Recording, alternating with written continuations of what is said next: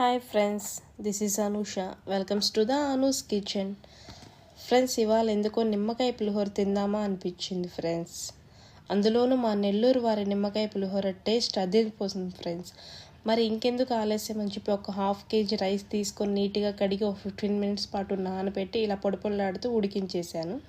ఇందులోనే 3 నిమ్మకాయల జ్యూస్ని మరియు తగినంత సాల్ట్ని వేసి బాగా కలిపి పక్కన ఉంచాను ఫ్రెండ్స్. ఇలా కలపడం వల్ల రైస్కి నిమ్మకాయ పులుపు అనేది, సాల్ట్ అనేది బాగా పడుతుంది.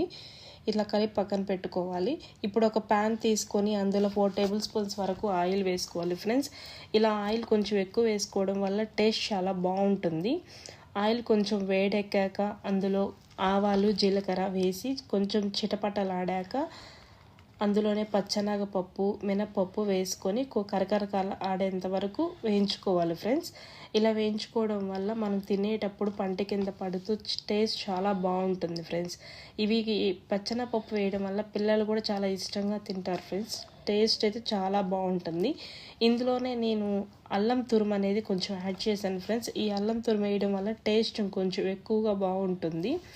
తర్వాత కరివేపాకు, పచ్చిమిర్చి వేసి బాగా మిక్స్ చేసుకోవాలి ఫ్రెండ్స్. నూనెలో బాగా వేపుకోవడం వల్ల టేస్ట్ బాగుంటుంది.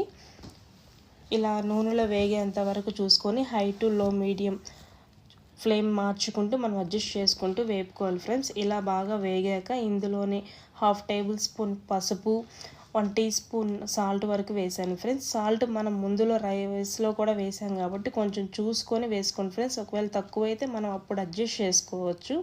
ఇలా బాగా వేపుకున్నాక మనం ఈ తాలింపును మనం ముందుగా చేసి పెట్టుకున్న నిమ్మకాయ రైస్లోకి కలిపేసుకుందాం. ఇలా కొంచెం కొంచెం వేసుకుంటూ కలుపుకుంటూ చేసుకోవాలి ఫ్రెండ్స్. ఇలా నేనైతే తాలింపుని మొత్తం రైస్లో వేసేసాను.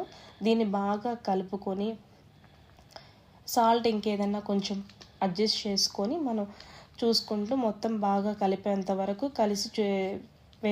కలుపుకోవాలి ఫ్రెండ్స్. అంతే ఫ్రెండ్స్, మన గుమగుమలాడిపోయే నిమ్మకాయ పులిహోర రెడీ అయిపోయింది.